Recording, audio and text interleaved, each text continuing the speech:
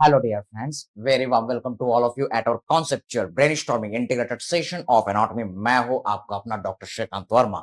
इस सेशन में हम बात करने जा रहे हैं फेरेंजियल एपरेटस पार्ट 2 की। मेरा रिक्वेस्ट है आप सभी लोगों से कि please watch the part 1 before watching this video.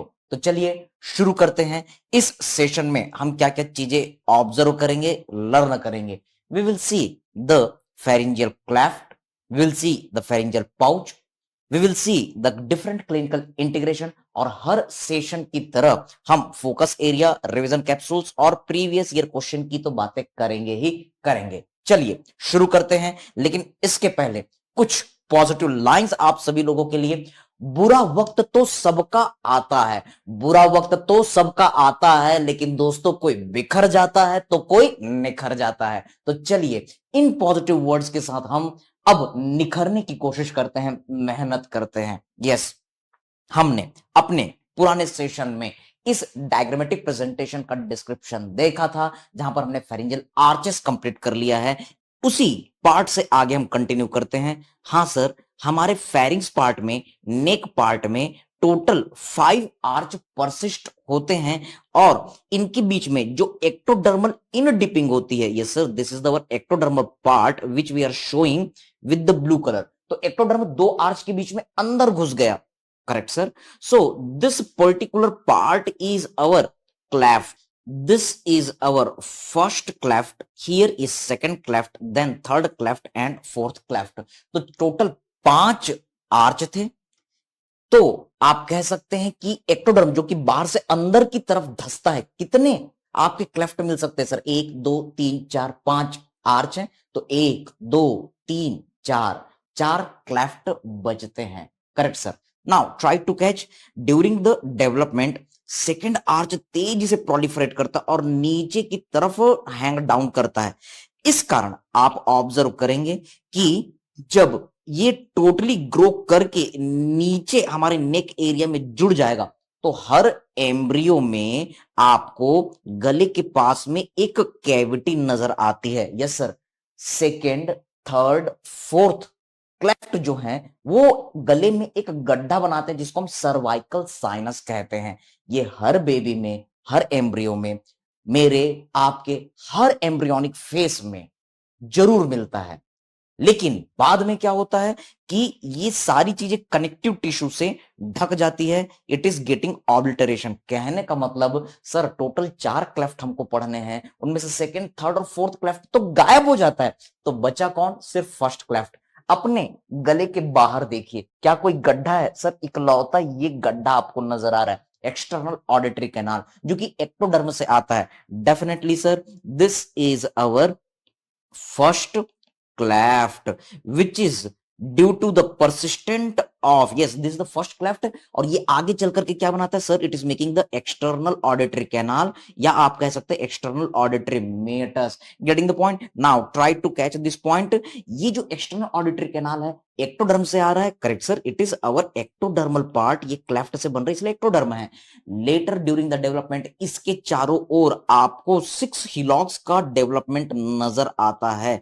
ये 6 हिलॉक्स आपस में फ्यूज होते हैं और पिन्ना का फॉर्मेशन करते हैं। This is the beautiful integration with the ENT, conceptual brainstorming integration. Okay sir, अब रही बात हमारे सेकेंड, थर्ड और फोर्थ क्लेफ्ट की। यस सर, तो ये जो सेकंड, थर्ड और फोर्थ क्लेफ्ट है, ये एम्ब्रियोनिक फेस में सर्वाइकल साइनस बनाते हैं, जो कि बाद में डिसएपियर हो जाते हैं। So remember the second, third, fourth cleft, they disappear. बस इतना ही आपको याद रखना है। So what I want to tell you about the our cleft sir, first point which you have to remember that these are ectodermal in dipping in between the two arches। दूसरा point जो आपको याद रखना है, total 4 clefts persist. Agree sir. तीसरी चीज जो याद रखनी है sir, first cleft it forms the external auditory canal. और चौथा एमसीक्यू जो याद रखना है, सेकेंड, थर्ड और fourth cleft it disappear. लेकिन अगर मान लो ये परसिस्ट कर जाए, इफ परसिस्ट तो हम देखते हैं क्या होगा। हमें पता है कि कोई भी एम्ब्रियोनिक स्ट्रक्चर इस तरीके से होता है, उसमें दो ओपनिंग होते हैं, ये पाथवे अंदर बाहर खुला रहता है। लेटर ऑन द एज ये डिसएपियर हो जाता है और टोटली ऑब्लिटरेट हो जाता है, या कोई फाइब्रस बैंड यहां पर रहेगा। लेकिन अगर ये इस तरीके से चेंजेस शो किया कि दोनों एंड इसके ऑब्लिटरेट हो गए लेकिन बीच में एक कैविटी बच गई, नो ओपनिंग, मतलब इसको हम सिस्ट कहते हैं। अगर इसकी एक ओपनिंग बच गई, दूसरा एंड अगर ब्लॉक हो गया, तो सर इसको हम साइनस कहते हैं। और अगर मान लो दोनों के दोनों ओपनिंग बच गए तो इसको हम फिस्टुला कहते हैं। So remember, now we are integrating the beautifully our this anatomy part with the surgery pedia. Okay, congenital anomalies, अगर किसी एम्ब्रियो में ये हमारे सर्वाइकल साइनस परसिस्ट कर गए, तो इस सिचुएशन में अगर सिर्फ एक ओपनिंग है तो आप सर्वाइकल साइनस या फिर ब्रैंकियल साइनस या फिर फेरिंजियल साइनस कह सकते हैं। इसी तरीके से सर्वाइकल फिस्टुला और ब्रैंकियल फिस्टुला या फेरिंजियल फिस्टुला, इसी तरीके से आप सर्वाइकल सिस्ट, फेरिंजियल सिस्ट या फिर ब्रैंकियल सिस्ट कह सकते हैं। Okay sir, so these are our yes congenital anomaly, cervical cyst, cervical sinus और cervical fistula। और इसे समझने की कोशिश करते हैं। See here, this is our pharyngeal apparatus part. Yes sir, कोई भी इमेज आ सकता है, आपको जस्ट अपने फैक्ट के साथ कोरिलेट करना है। Yes, you can observe here is the appearance of the first arch, second arch, third arch, fourth arch, sixth arch. आप देख रहे हैं कि सेकेंड आर्च तेजी से नीचे की तरफ ग्रो कर रहा है। This is our first cleft part, this is external auditory canal. Agree sir. फिर आप देख रहे हैं second cleft, third cleft and here is the fourth cleft, जो कि एक्चुअली डिसअपियर हो जाते हैं। इनके बीच में आपको एक कैविटी नजर आ रही है sir, this is the our cervical sinus which will later get disappear. Getting the point. चलिए, अब इसी में हम एक क्लिनिकल इंटीग्रेशन ऑब्जर्व करते हैं। कुछ ऐसे लोग मिलेंगे जिनमें ये सर्वाइकल साइनस परसिस्ट कर जाएगा, तो सर्जरी में ये केसेस मिलेंगे, देखते हैं। This is the our lateral side view of the neck. तो यहां पर सिर्फ एक क्लेफ्ट आपको नजर आता है, एक ओपनिंग नजर आती है sir, it is our first cleft which is making the external auditory canal. बस इतना याद रखना है, बाकी सारी चीजें गायब हो गई। लेकिन कुछ ऐसे पेशेंट मिलेंगे जिसमें सेकंड क्लेफ्ट परसिस्ट कर जाएगा। Yes, it is the location of the second cleft. कहां पर होता है sir? These are lying just along the anterior border of sternocleidomastoid. The second cleft it is located just behind the angle of mandible. अब आप देख रहे हैं हमारे थर्ड क्लेफ्ट की पोजीशन। सर ये थर्ड क्लेफ्ट जो है, it is located just along the anterior border of the sternocleidomastoid, yes, in middle portion। और फोर्थ क्लेफ्ट जो होता है, yes sir, this fourth cleft is located at the lower part of the sternocleidomastoid along the anterior border। कहने का मतलब, एक patient आपके पास आता है, वो कहता है डॉक्टर साहब जब मैं खाना खाता हूं तो गले से फ्लूइड या फिर फूड मटेरियल बाहर आते हैं, हो ना हो ये सर्वाइकल फिस्टुला है। अगर एक ओपनिंग है तो सर्वाइकल साइनस है, कोई ओपनिंग नहीं है सिर्फ मास है तो सर्वाइकल सिस्ट है। यस, इसका लोकेशन कहां पर है, इस बेसिस में आप ये भी बता सकते हैं कि कौन सा क्लेफ्ट परसिस्ट कर गया। है ना मजेदार? बहुत बढ़िया तरीके से आप इन चीजों को आइडेंटिफाई कर सकते हैं अगर आपका बेसिक्स, आपका एनाटॉमी स्ट्रांग है। लेकिन कंफर्मेशन के लिए इलाज शुरू करने से पहले हमको कुछ इन्वेस्टिगेशन करके बहुत बढ़िया तरीके से कंफर्म होना है, डायग्नोसिस बनानी है। तो चलिए हम अब इसे रेडियोलॉजी के साथ इंटीग्रेट करते हैं। This is one patient coming to you with the same complaint. This is our sternocleidomastoid part and here is the our opening. तो ये कुछ और नहीं sir, it is our cervical sinus और फिस्टुला। अगर एक ओपनिंग है या दो ओपनिंग है तो फिस्टुला। अब हमको कंफर्म करना है कि ये साइनस है कि फिस्टुला। एक और इमेज आप लोगों के लिए सर, दिस इज अवर मास, लेकिन कोई ओपनिंग नहीं है इसलिए इसको हम सिस्ट कहेंगे। Agree sir? Now you can see for the confirmation radiology integration, ऐसे पेशेंट में हम स्पेशल डाई यूज करेंगे। This is the needle and the syringe, हमने डाई इंजेक्ट किया, this dye is reaching to the oral cavity and getting spillage. Okay, yes sir. So what is happening, एक patient आया, same presentation है, आपने die inject किया, वो कहता है कि डाई का कड़वा स्वाद, bitter taste, it is felt with in the oral cavity, मतलब बाहर ओपनिंग है, अंदर ओपनिंग है, मतलब ये फिस्टुला है। If no bitter taste, if dye is not reaching up to the oral cavity, इसका मतलब है कि ये सिंपली हमारा साइनस है। This is the another image, you can observe again the needle and the syringe dye is spreading in the our oral cavity part. Getting the point? Yes sir. So this is our, yes, you can say two opening fistula. Bitter taste is felt in the oral cavity. चलिए आगे बढ़ते हैं। Treatment बताइए। Surgery में भी आप देखेंगे, ये तो रेडियोलॉजी एस्पेक्ट हुआ। यस, फिस्टुला है, सिस्ट है, साइनस है, तो उसका एक ही ट्रीटमेंट है, surgical excision. Now we are going to talk regarding the our pouch. Yes sir. तो पाउच के बारे में पहली चीज sir, pouches are endodermal out bulging. हमने लास्ट सेशन में देखा था, फिर से 1 2 3 4 5 5 पाउच है। एक्टोडर्मल इनडिपिंग, बाहर से अंदर आ रहा था, वो क्या था सर? ये था हमारा, यस, क्लेफ्ट। लेकिन अंदर में एंडोडर्म की लाइन है, so endodermal out bulging in between the two arches, this is known as pouch.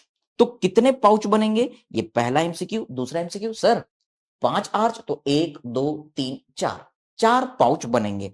4 endodermal pouches are there. Okay, अब ये जो एंडोडर्मल पाउच है, ये क्या क्या चीजें बनाते हैं? This is the one very common image which is frequently put in your exams. Catch this point sir. Here is the first arch, second arch, third arch, fourth arch, and sixth arch portion. Okay. Now, endoderm. Endoderm is lining inside. Yes. So you can observe beautifully. There is endodermal outbulging. First one, second one, third one, and fourth one. तो ये जो है, ये कुछ और नहीं है, ये हमारे पाउच हैं। So the first pouch, it is making one tube and then one cavity. Yes. समझने की कोशिश कीजिए, ये फेरिंजियल कैविटी है।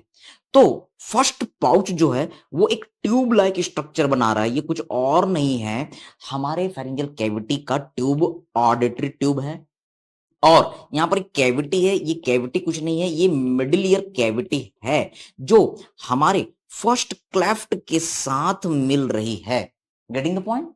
हमारा ग्रॉस एनाटॉमी भी एकदम कोरिलेट हो रहा है sir. Auditory tube, it is opening into the our middle ear cavity, middle ear cavity is in connection with the our external auditory meatus. Okay sir, तो इस structure का क्या नाम है? यही फर्स्ट पाउच है जो ऑडिटरी ट्यूब और मिडिल ईयर कैविटी को बनाता है सर। इसे हम कहते हैं ट्यूबो टिम्पैनिक रीसेस। नाम को तोड़ो और सोचो, ट्यूबो, ये ट्यूब बना रहा है, ऑडिटरी ट्यूब, टिम्पैनिक रीसेस, मतलब ये मिडिल ईयर कैविटी बना रहा है। Getting the point? Now catch this more points, try to understand. बहुत ही प्यारा सा कॉन्सेप्ट है।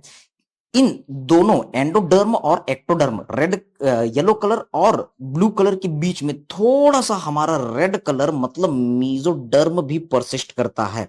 और फर्स्ट वीडियो में मैंने बताया था कि this part in between the two arches where the endoderm, ectoderm with little amount of the mesoderm, they are meeting together, इसे हम कुछ और नहीं कहते, ये होता है हमारा फेरिंजियल मेम्ब्रेन। Yes sir. और अब आप एक कॉमन सेंस लगाइए कि आखिर हमारे first cleft, external auditory canal और मिडिल ईयर कैविटी, यस, का आप कह सकते हैं कि फर्स्ट पाउच, इन दोनों के बीच में ऐसी कौन सी चीज है जो एक्टोडर्म, मेसोडर्म और एंडोडर्म तीनों से बनी होती है? बिल्कुल सही, एक्सटर्नल ऑडिटरी कैनाल और मिडिल ईयर कैविटी के बीच में होता है हमारा टिम्पैनिक मेम्ब्रेन। अब कॉन्सेप्ट क्लियर है कि क्यों टिम्पैनिक मेम्ब्रेन हमारे बॉडी के उन रेयर स्ट्रक्चर में से एक है जो एक्टोडर्म, एंडोडर्म और मेसोडर्म तीनों से बनते हैं। Yes sir, this is the beautiful concept. और जब ऐसा कॉन्सेप्ट मिलता है तो अंदर से एक खुशी मिलती है, यही है हमारे नॉलेज का पावर। तो चलिए अब हम देखते हैं सेकंड पाउच को। तो सेकंड पाउच जब आप ऑब्जर्व करेंगे, so this is our second pouch part from the inner side, it is giving rise to the our the palatine tonsil. तो ये सेकंड पाउच क्या बना रहा है sir? It is making the palatine tonsil. तो एक चीज आपको याद रखनी है, palatine tonsil is form by the second pouch. अगली चीज थर्ड पाउच की बात करते हैं तो आप ऑब्जर्व करेंगे कि सर ये जो थर्ड पाउच है इसकी दो पार्ट हो रहे हैं, one is our dorsal part and another is ventral part. याद रखेंगे कि ये जो dorsal part of the third pouch है ये पैराथायराइड बनाएगा, क्योंकि थर्ड पाउच से बन रहा है इसलिए पैराथायराइड 3 कहेंगे। हम देखेंगे कि ये पैराथायराइड 3 इंफीरियर पैराथायराइड बनाएगा। एमसीक्यू एमसीक्यू, क्यों ये इंफीरियर बना रहा है, क्यों सुपीरियर नहीं बना रहा है, हम देखेंगे। लेकिन इतना आपको याद रखना है कि फेरिंक्स के पास में ये हमारा पैराथायराइड 3 बना रहा है जो थायराइड ग्लैंड में नीचे डिसेंड कर जाता है, जबकि ये जो वेंट्रल पार्ट है, yes sir this is the ventral part of the pouch 3, it will make the thymus gland. Getting the point, yes sir it is making the thymus gland. इसी तरीके से हम फोर्थ पाउच की बात करते हैं तो ये फोर्थ पाउच, इसका भी आप ऑब्जर्व करेंगे कि एक डॉर्सल पार्ट है और एक वेंट्रल पार्ट है। सर इसका जो डॉर्सल पार्ट है, dorsal part of the fourth pouch, it is making the our yes parathyroid again. Yes, in our body there are the two parathyroid, two superior parathyroid, two inferior parathyroid. तो ये जो parathyroid 4 है ये हमारा हमारा जो dorsal part of the fourth pouch है ये पैराथायराइड 4 बनाएगा, क्योंकि ये फोर्थ पाउच से डेवलप हो रहा है और इसका डेवलपमेंट ऊपर ही अटक जाता है, ऊपर ही रुक जाता है, इसलिए ये सुपीरियर पैराथायराइड बनाएगा। MCQ MCQ. जबकि इसका जो वेंट्रल पार्ट है sir, the ventral part of the fourth pouch, ये नीचे डिसेंड करेगा और थायराइड ग्लैंड के लैटरल लोब में इनकॉर्पोरेट करेगा, जिसे हम लैटरल थायराइड सिंपली कह सकते हैं। Yes, so these are the different points which you have to remember. चलिए इसे हम और बढ़िया से समझने की कोशिश करते हैं कि क्यों पैराथायराइड ग्लैंड में ये गड़बड़ियां हो रही है। जैसे कि हमने अभी अभी एक इमेज ऑब्जर्व किया था sir, during the development this our second pouch, this our second arch, it is developing rapidly down side to the neck. और इस कारण होता क्या है कि हमारा जो थर्ड पाउच है, यस ड्यूरिंग द डेवलपमेंट ये भी तेजी से आ जाता है नीचे, लेकिन फोर्थ पाउच कंपैरेटिवली ऊपर ही रह जाता है, ये ऊपर ही रह जाता है। Getting the point, yes sir ये ऊपर ही रह जाता है। तो इसलिए जो हमारा पैराथायराइड 3 है वो नीचे चला गया, वो इंफीरियर पैराथायराइड बनाया, जबकि पैराथायराइड 4 जो है वो ऊपर रह जाता है और सुपीरियर पैराथायराइड बनाता है। For this concept you can observe this diagrammatic presentation in more easy way. Can you see? Sir ये है हमारा थर्ड पाउच, ये है हमारा fourth pouch. Yes, third pouch जो कि पैराथायराइड 3 बना रहा है, डेवलपमेंट हुआ तो ये चला गया नीचे और इसने बनाया inferior parathyroid. You can observe, yes sir it is making the inferior parathyroid. जबकि हमारा पैराथायराइड 4 जो है वो डेवलपमेंट के टाइम में ऊपर ही रह गया और ये बना रहा है हमारा सुपीरियर पैराथायराइड ग्लैंड। याद रखेंगे इसका कनेक्टिव टिश्यू कहां से आएगा sir, within our pharyngeal apparatus connective tissue is coming from the neural crest cells. तो याद रखिए चाहे थायराइड हो, चाहे पैराथायराइड हो या हेड नेक एरिया में कोई भी आप ग्लैंड की बात करें, इसका कनेक्टिव टिश्यू किससे बनता है सर, इसका कनेक्टिव टिश्यू बनता है न्यूरल क्रेस्ट सेल्स से। चलिए आगे बढ़ते हैं। Now we are going to look one very very important clinical integration, DiGeorge syndrome, जिसको आप अपने इम्यूनोलॉजी में पढ़ेंगे। कहने का मतलब आप माइक्रो में भी देखते हैं और पैथो में भी देखते हैं, इसके अलावा मेडिसिन में भी आप इसे ऑब्जर्व करेंगे। Yes, so this the beautiful integration of the micropatho and the medicine. इसमें आप क्या देखते हैं सर, डाई जॉर्ज सिंड्रोम, इसके लिए बढ़िया सा निमोनिक होता है कैच 22। तो डाई वर्ड आता है, डाई से भी आपको याद आ सकता है 2, कितने बार 2 है सर, 2 बार 2 है। तो 22 नंबर क्रोमोसोम में म्यूटेशन होता है।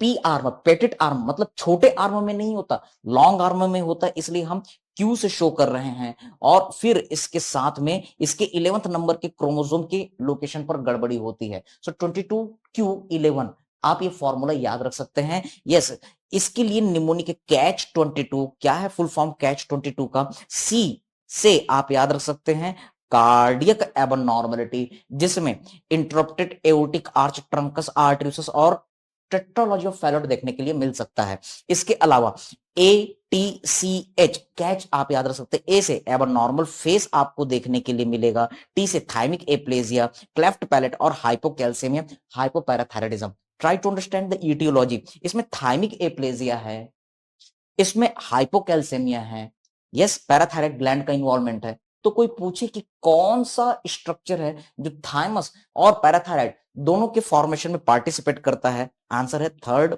Pouch. Yes, in our Dijorge syndrome there is the involvement of the third pouch, that's why these features are appearing।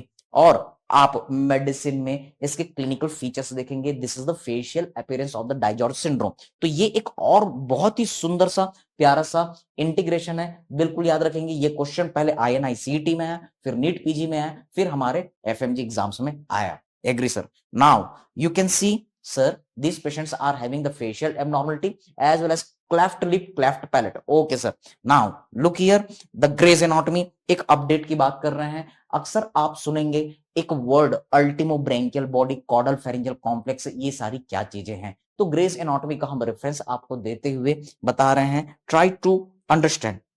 Sir there is our fourth pouch. Okay sir, fourth pouch के साथ हमारे जो pharyngeal apparatus के नीचे में fourth pouch के medially में एक छोटा सा रेमिनेंट बच जाता है, एंडोडर्मल रेमिनेंट है। Okay, that is known as the ultimo branchial body.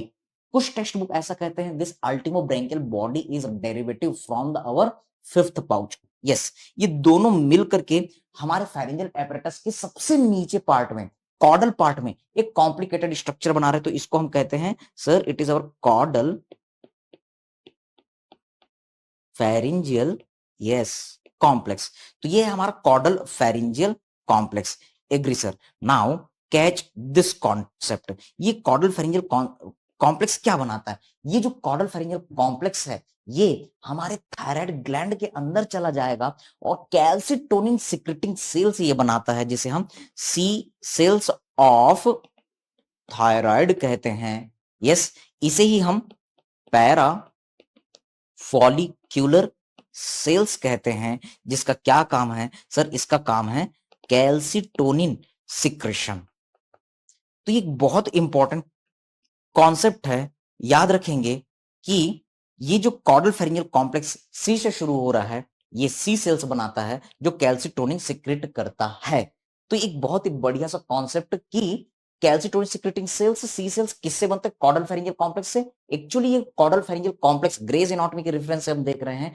ये है क्या चीज सर? ये कॉम्प्लेक्स है, मतलब सिर्फ फोर्थ पाउच नहीं है, it is form by the ultimo branchial body incorporation also. ये अल्टीमो ब्रेंकियल बॉडी क्या है? कुछ टेक्स्ट बुक कहते हैं it is the remnant of the our fifth pouch. So these are the points. Now we are going to look for the few more things. DiGeorge syndrome, इसको हम वेलोकार्डियोफेशियल syndrome या फिर स्प्रिंजेंट syndrome भी कहते हैं। क्यों होता है? 22 क्रोमोसोम में म्यूटेशन के कारण। सिम्टम्स हमने अभी ऑब्जर्व किए। ये बहुत इंपॉर्टेंट क्वेश्चन, इसे जरूर याद रखेंगे। Now what we are going to see, we are going to revise the first arch syndrome.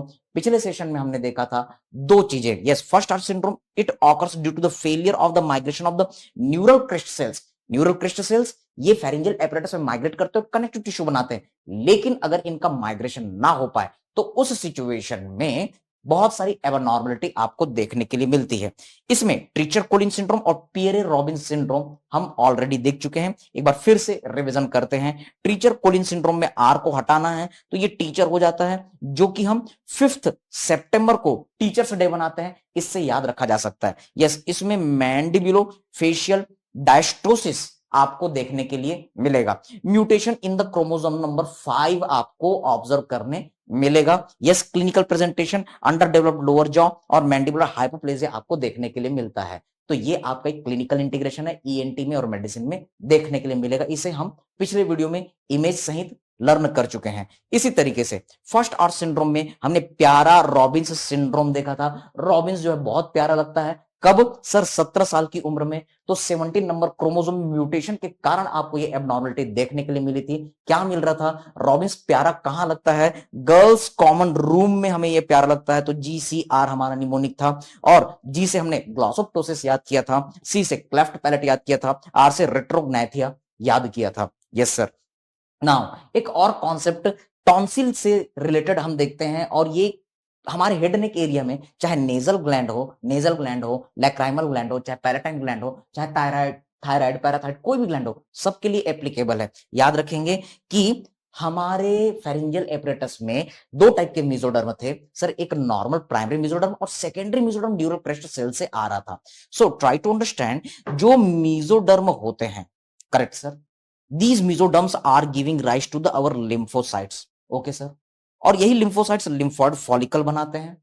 इसका कैप्सूल भी जो है वो हमारा मेसोडर्म से बन रहा था। ओके सर, और इस तरीके से पैलेटाइन टॉन्सिल के फॉर्मेशन, पैलेटाइन टॉन्सिल क्या है sir, lymphoid aggregation around the our oropharyngeal isthmus, Waldeyer's ring जो आप अपनी ईएनटी में पढ़ते हैं, ये पैलेटाइन टॉन्सिल पैलेट के पास में होता है। ओके सर, तो इसमें लिम्फोइड फॉलिकल और कैप्सूल जो है वो हमारे मेसोडर्म से आ रहे हैं। लेकिन आप यहां पर देख रहे हैं कि अभी हमने पाउच पढ़ा, yes sir, endoderm, endoderm second pharyngeal pouch बनाता है, करेक्ट सर, और ये जो सेकंड फेरिंजियल पाउच है वो टॉन्सिलर बड बनाएगा जो टॉन्सिलर क्रिप्ट के फॉर्म में परसिस्ट करेंगे। Yes, you will see in the ENT tonsil जो होता है उसकी मीडियल सरफेस में आपको गड्ढे नजर आते हैं, that is our crypt. Yes, जो बड़ा सा गड्ढा होता है सर इसको हम कहते हैं क्रिप्टा मैग्ना। तो ये जो क्रिप्ट्स हैं, ये जो बर्ड वाले पार्ट हैं, ये कहां से आ रहे हैं सर, ये पाउच से आ रहे हैं। This crypta magna represent the remnant of second pharyngeal pouch, ये भी आपका एमसीक्यू है। ओके सर, तो आपने इस तरीके से डेवलपमेंट ऑफ द टॉन्सिल देखा। टॉन्सिल सिर्फ एक चीज से नहीं बन रहा है, it is not form only by the our second pouch. Okay sir, इसमें जो टॉन्सिलर क्रिप्ट वाला पार्ट है, टॉन्सिलर बड वाले पार्ट हैं, यस इंट्राटॉन्सिलर क्रिप्ट हैं, ये एक्चुअली हमारे एंडोडर्म से आते हैं। लेकिन लिम्फोइड फॉलिकल्स जो हैं, कैप्सूल जो हैं, वो मेसोडर्म से आते हैं। कनेक्टिव टिश्यू वाला पार्ट न्यूरल क्रेस्ट सेल्स का डेरिवेटिव है, बिल्कुल याद रखेंगे। Now try to understand, we are looking just like the all session, we are going to focus for the focus areas for exam। आपको जरूर पढ़ना है pharyngeal cleft, no excuse। 4 cleft हैं, एक क्लेफ्ट एक्सटर्नल ऑडिटरी कैनाल, बाकी 3 cleft disappear हो जाते हैं, ये जरूर पढ़ना है। हर फेरिंजियल आर्च से क्या क्या चीजें बनती है वो जरूर पढ़ना है। और क्योंकि आजकल कोई भी क्वेश्चन क्लिनिकल इंटीग्रेशन के साथ आता है तो इनसे रिलेटेड ईएनटी, सर्जरी, मेडिसिन और रेडियोलॉजी की चीजों पर जरूर ध्यान देना है। Now we are looking for the revision capsules in the previous year question। yes, pharyngeal cleft derivative, pharyngeal pouch derivative और डाइजॉर्ज सिंड्रोम जरूर देखना है। ओके, और हमने इसको कई बार रिपीट कर लिया है, so we are not going to focus too much right now. Yes, आते हैं प्रीवियस ईयर क्वेश्चन पे। ये क्वेश्चन पैटर्न है आपका, ये पहले एम्स में आया, आईएनआईसीटी में बोल सकते हैं, नीट पीजी में आया, फिर एफएमजी में आया। Yes, question is developmental defect in which of the following structure can cause tetany and absence of the thymus gland. आप यहां पर देख रहे हैं sir, yellow colour means endoderm, blue colour means ectoderm, और बीच में आपको ब्राउन कलर या रेड कलर जो मिलेगा तो वो है हमारा मेसोडर्म। तो कलर कोडिंग जो है वो आपको हेल्प करेगी चीजों को आइडेंटिफाई करने में। Sir this a is nothing, this is our, yes you can say our first pouch, then second pouch, then you can say third, and here is the our fourth। तो आप यहां पर देख रहे हैं कि A B C D, yes, A is making the tubotympanic recess, okay sir, B is making the palatine tonsil, third का dorsal part और वेंट्रल पार्ट, और यही हमारा पैराथायराइड 3 बना रहा था और थाइमस बना रहा था, जबकि यहाँ पर डॉर्सल और वेंट्रल पार्ट ये भी हमारा यस पैराथायराइड 4 और लेटरल थायराइड स्ट्रक्चर बना रहे थे। तो डेफिनेटली आपके कौन से स्ट्रक्चर हैं, यस द पैराथायराइड। अगर इसमें एबनॉर्मलिटी हो गई तो टिटनी होगा, हाइपोकैल्सीमिया होगा। थाइमस का अगर इन्वॉल्वमेंट है तो thymus is the lymphoid organ, lymphoid चीजें अगर नहीं बनेंगी, लिम्फोसाइट्स नहीं बनेंगे तो इम्यूनिटी जो है वो कमजोर हो जाएगी। So definitely answer in this question will be C. Okay, ये कोई और सिचुएशन नहीं है, ये डाइजॉर्ज सिंड्रोम है। Now at the last few motivating lines for all of you, याद रखिए टूटने लगे हौसले, तो ये याद रखना बिना मेहनत के तख्तो ताज नहीं मिलते, ढूंढ लेते हैं अंधेरों में मंजिल अपनी, क्योंकि जुगनू कभी रोशनी के मोहताज नहीं होते। तो इन्हीं पॉजिटिव लाइनों के साथ सोचिए, समझिए, व्यस्त रहिए, स्वस्थ रहिए, मस्त रहिए। All the best, God bless you all.